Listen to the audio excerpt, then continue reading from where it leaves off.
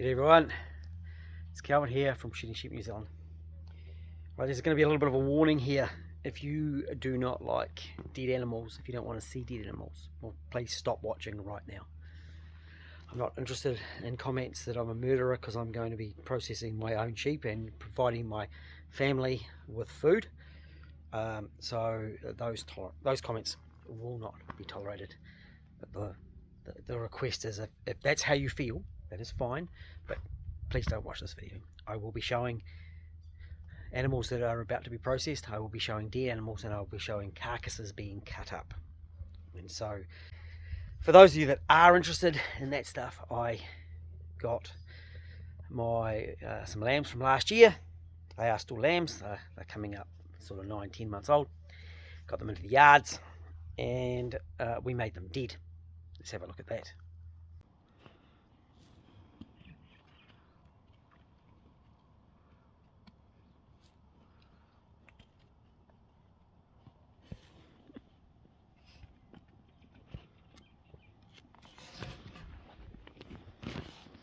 Right, boys, today is your last day, sorry. Tomorrow morning we're hanging you guys up.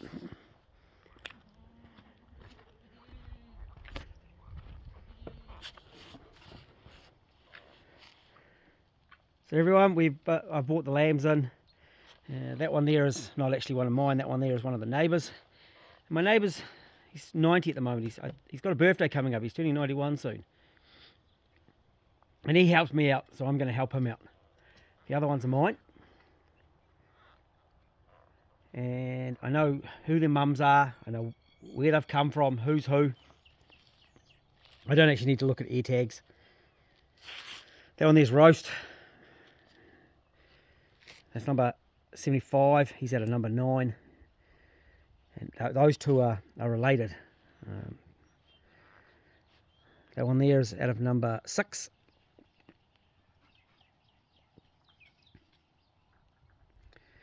That one there is out of a Waipa Valley girl. And mum's been culled. And his sister isn't lamb, but got a little lamb. She's going to be culled as well. That's the neighbour's one. It's a milking sheep, and his feet are terrible, really bad. And then there's Snow at the back. He is out of number 4. And I'm not going to show you me making them dead. And I'm going to then be cutting them up, and we'll have a look at the muscle composition, the eye muscles in these sheep, because it's actually quite hard to tell which ones are going to have the best muscling. And that's why it's important that we muscle scan our rams to try and find those sheep that do throw those better eye muscles. You'll notice that milking lamb there, that tail hasn't been shorn. That's how his tail naturally is. It's just a hair tail, and around the breech it's all nice and clean, and it's just hair. I'm going to let these guys settle down overnight. I'll empty out a little bit. There's a little bit to nibble in here. I've got water, and then we will make them dead tomorrow, and as I said, we'll hang them up in the chiller. Good morning, boys. How's it going?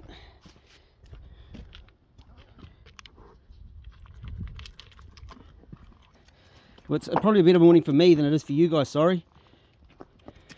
Come, Mr. Milk Lamb, here you go. Can everybody in here, please? Come on. Come, boys. Come on. Good boys. Here you go. That's your last supper.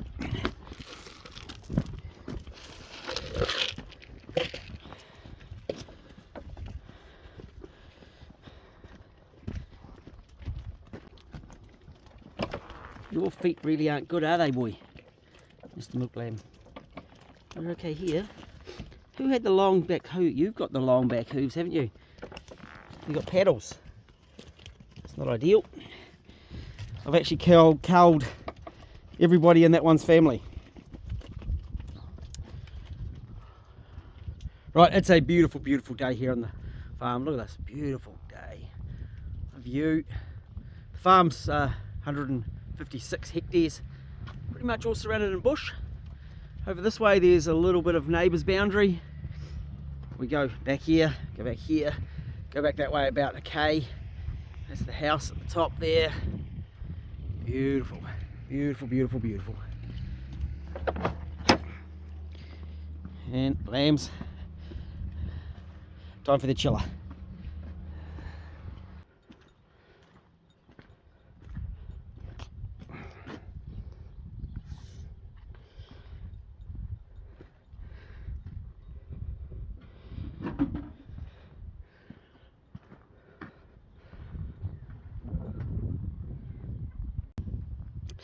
So these dead lambs, we kill them down there so these guys can't actually see what's happening over there.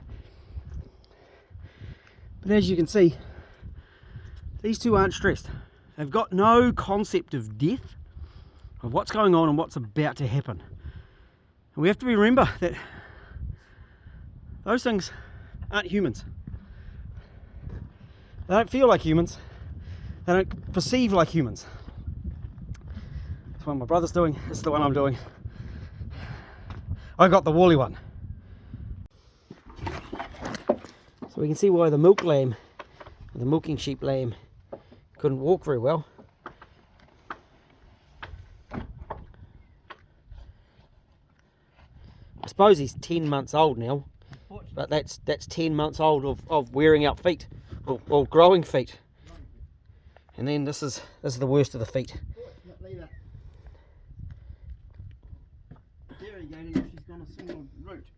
Oh yes, well the dairy goat industry stuff now anyway.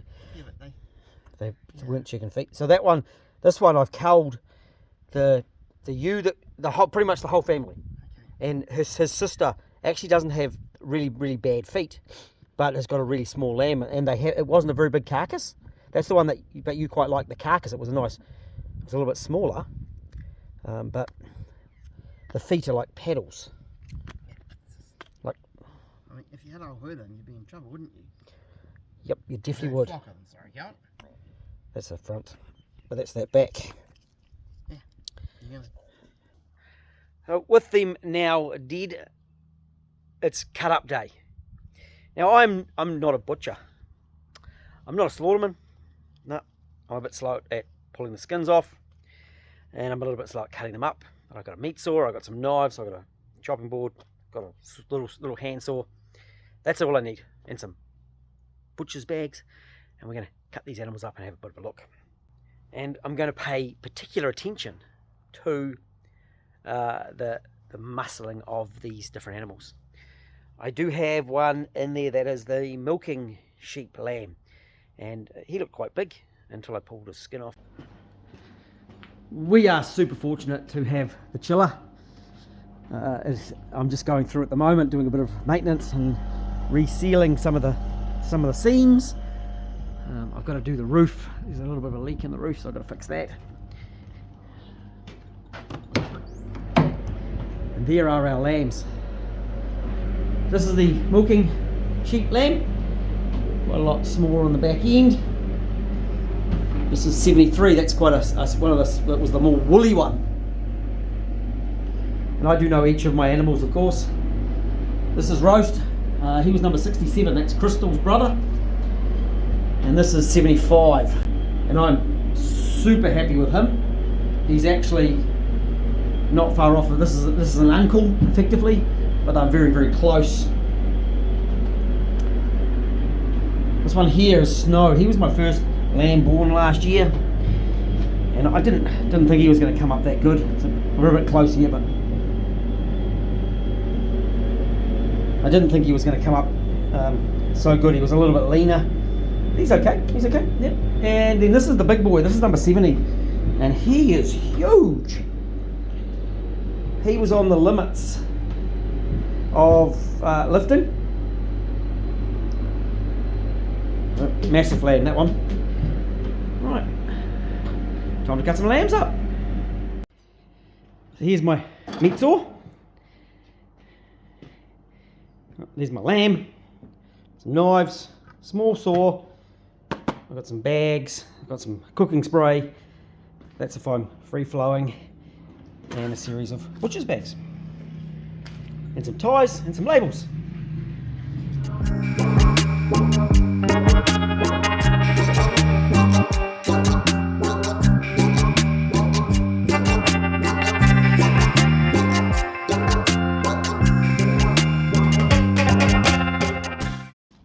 I've got some mince. Oh, it's flicky, look at it. Look at the lights. We've got some leg roasts. Got some chops. That's not a bad eye of meat. This lamb was just 21 kilos. I've netted 16 kilos after the trimmings. Some shanks, of course. Got to have lamb shanks. Mini riblets. Shoulder roasts. Some shoulder chops. And what I did on this one was I butterflied the loin. Beautiful butterfly loin. That'll go in beautiful, and you can do some stuff with that. That's the fillets there, but there's the butterfly loin. Some neck chops and some I think they're called sirloin chops or rump chops. Oh, I could probably trim that one a bit better yet. There we go. Beautiful.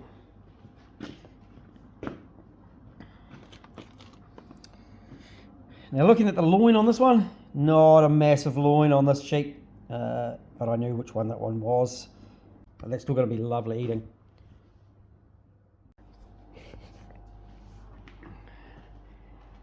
Okay, so this is my fourth one today. I'm hammering along. This is a 26 kilo carcass, and interesting enough, this is roast number 75, who was related to this one, also had a 26 kilo carcass. Fat cover is just beautiful, a really beautiful fat cover on these animals. They're not over fat, a little bit round where the testicles were, a little bit inside, of course. He's a little bit more fat than the last one, but actually carcass cover is beautiful.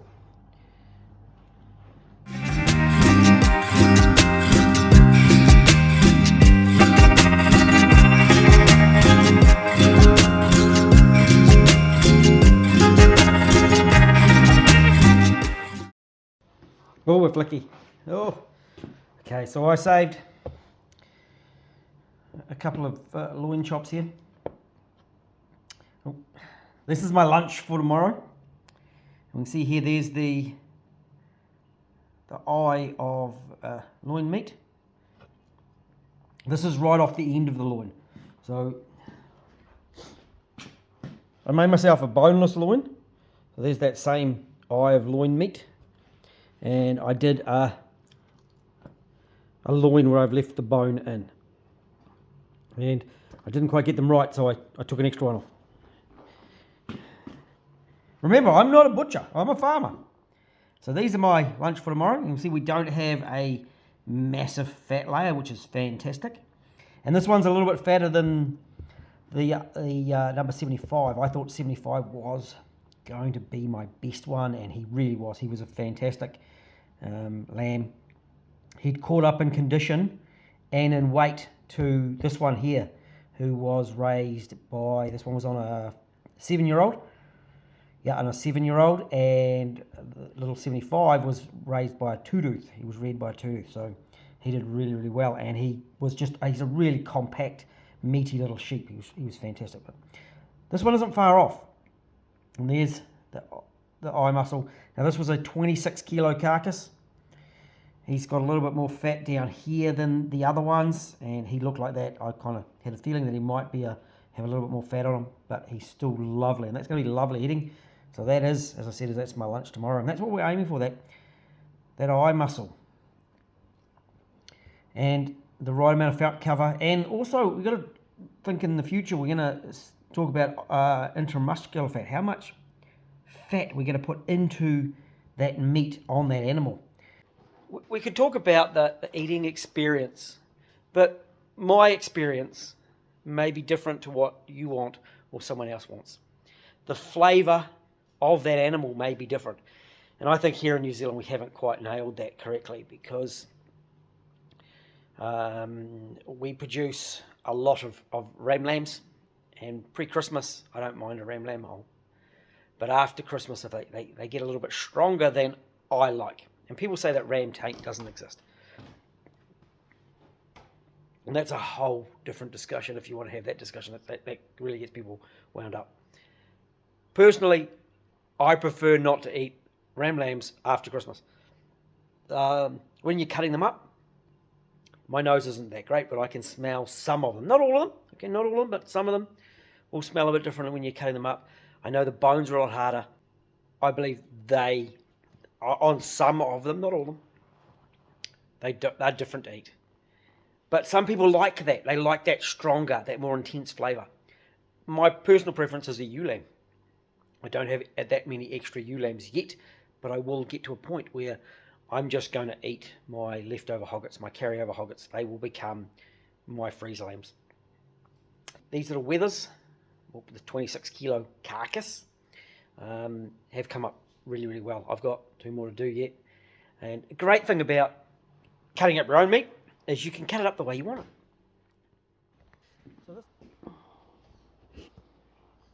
There's my lamb broken down. So we've got a shoulder roast. Yep. We've got chops.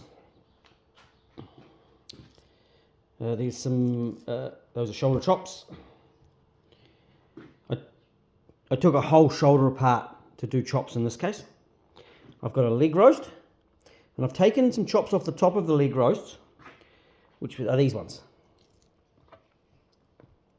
And I took an extra one actually in this case. So I've got 6 of them to make the roast just a little bit smaller for me. And then I've got one leg in half. So there's a half leg and a whole leg. I've got rack of lamb. I don't French them. But I've also done them in such a way that I can, like this one here, that's a loin, I can turn it into chops. So I leave it together, but if I want to cook it as chops, I can just grab my knife and cut it up. Yep, that one's been cut. That one's been cut. So you can see here, it's all been cut, enabling me to do it as chops. I missed that. I need to go through and take the patty wacky out.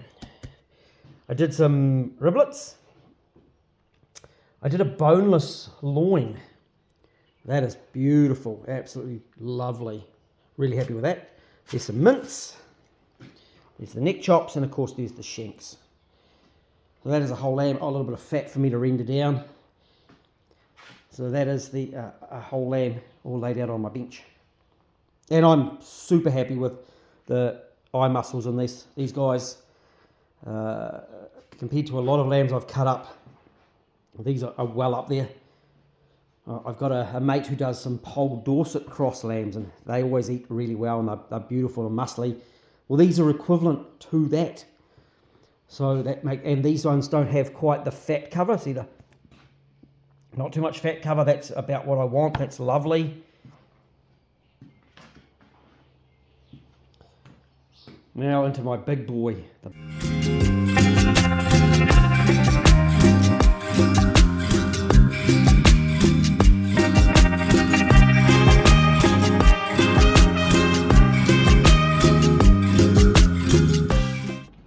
Right, there's our big boy.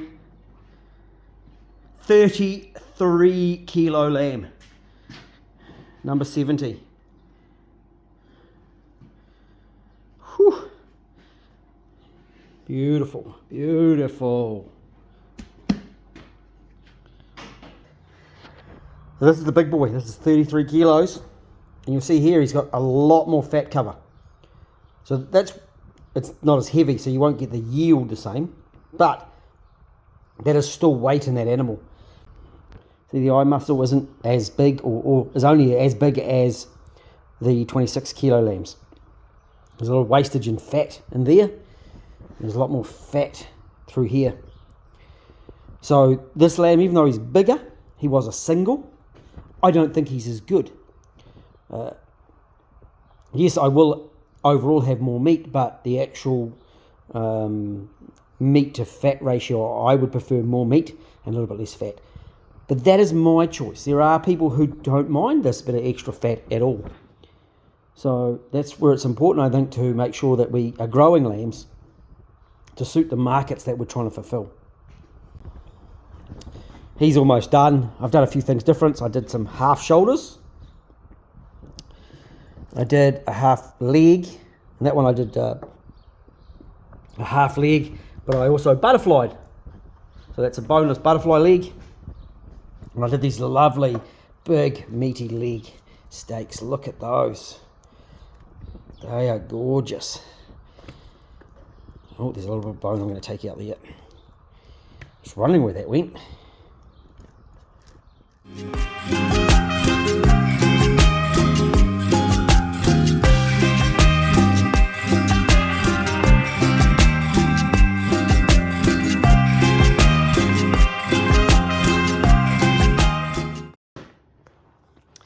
Alright, I did the last lamb. He was 21 kilos.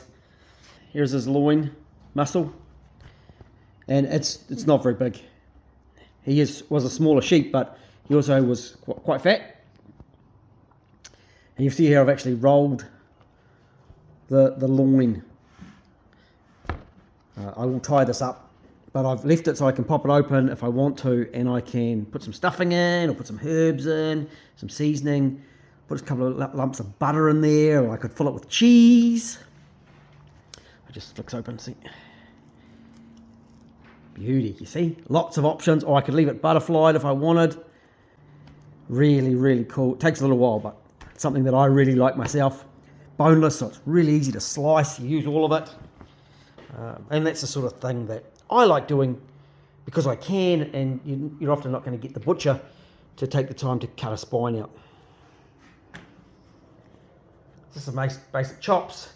I like my mince quite fatty, so I can make fatty mince. Just some legs. And then I've done a heap of chops. This one I've done heaps of chops. Some neck chops. Some shoulder chops. Shoulder blade chops. And some back legs chops. Oh, I've got to get that little gland. There's a gland there. And then I've done a shoulder blade roast. So I actually took the bone out of the shoulder blade. It's still got the actual blade. There's the blade, but I've taken the surrounding bones. And of course the old shanks. Got to have lamb shanks. And then you can see this one. He wasn't very meaty, so there's the spare ribs, but they're mainly fat. It's kind of like a snack if you're sitting down watching some TV on a Sunday or on the weekend, and that'd be lovely for that. Or grill them, barbecue and render some of that fat out. Be tasty. Not very much, but tasty. Right, time to pack up. I've got to bag a few things, pack up my area, clean the saw, put everything away. So if you've enjoyed this video and you'd like me to do a video of an amateur cutting up an animal, put something in the comments and I'll see you when I'm doing my next lot, which will be close to Christmas. Not that far away. They're not even born yet. They're getting born in about 3 weeks' time. And I will be doing, I'm hoping to do a bunch of about 20 kilo, 18 to 20 kilo lambs at Christmas time. They might only be little fellas, they might only be 16, 17 kilos, but I am an amateur, I'm not a butcher, but sometimes watching someone who's not like the professionals who are super fast can be helpful. So if you'd like me to do that video, let me know. And if you've got this far, push the subscribe button, push the like button, share it, and we'll talk to you again soon. Catch you later.